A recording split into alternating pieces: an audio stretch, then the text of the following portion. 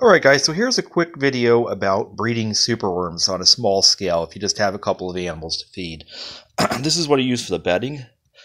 This is Dumor, 16%. It's basically a layer crumble. This does not have any antibiotics in it or any harmful chemicals. The superworms will grow directly in this, and any little box will work. If you put the lid on, you just have to be a little bit careful with the moisture. I do have the lid on some because I like to stack them, but with the ones that I have the lid on, like I say, you just got to be a little bit careful about the moisture levels. Definitely make some ventilation holes. With the lid off, the ventilation's a lot less, moisture buildup can be a lot less of a problem. But here's some right here. What you see there is I've got some chopped up sweet potatoes. I do in a grinder on the top that provides some moisture. The bedding they're in is the crumble feed. You can see there's quite a lot of them in here. Lots of them in there.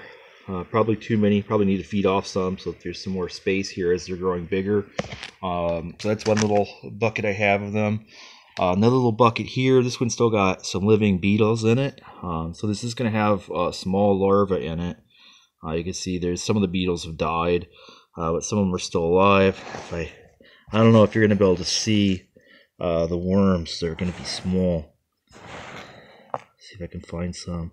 Basically, how you know they're in here is you just see the substrate moving. See if I can find some.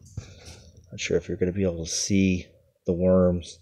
I can see them because I can see the substrate moving. There's one right there. See that little guy right there? That's one of the small worms. There's lots of them in here, but there's another one there. See, they're trying to escape now that I've exposed them.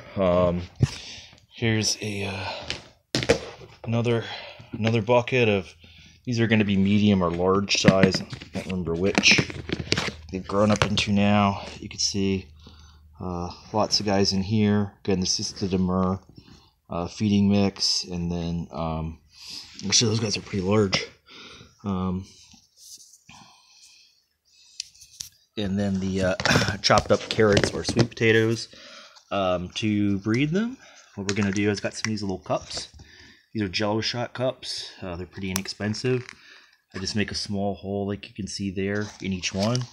And then we're just going to take the adults and, one adult per container. So just want to make sure to pick up the biggest, strongest looking adults here.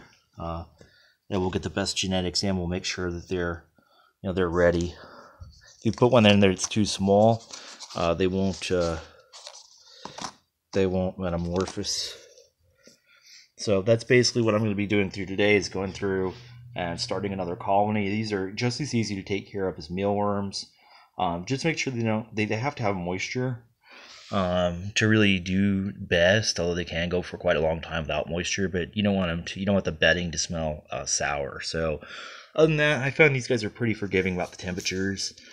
I keep them in the upper 70s, and they breed fast enough for me at that rate. You just need maybe 10 adults to start a new colony. It'll basically, like I said, if you have like 10 adults, you're going to end up with, one of these little buckets or one of these little containers. This is a 6-liter sterilite.